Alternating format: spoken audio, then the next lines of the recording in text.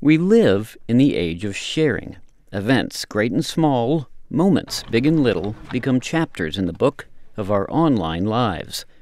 It turns out some of the information you're sharing may be saying more about you than you think, says Chris Danforth via Skype. Yeah, I think that with so much more of our life happening on the internet these days, and the ubiquity of mobile phones in our lives, there's just a lot more that we're revealing about our behavior, maybe than we're even aware of.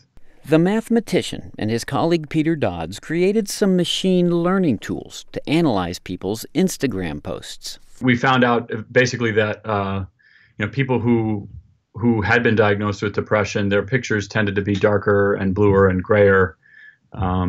If they chose to use a filter, it tended to be the black and white filter Inkwell. That's the one they chose more often than any others. You can see the differences in some of the images Danforth analyzed.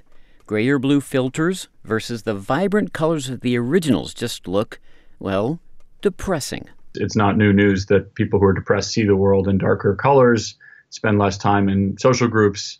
But being able to infer this from social media, that was something new. Danforth says it could lead the way to an app that alerts your doctor when you're in emotional trouble. Maybe 5 to 10 years from now, if studies like the one we've done here, they bear fruit in larger groups and they're reproduced, you could imagine installing an app, downloading an app that you consent to having your data shared with your physician so they can know when it's time to see you sooner. Danforth points out there are also huge privacy concerns involved and that more research is needed to figure out how well machines can diagnose a human's state of mind.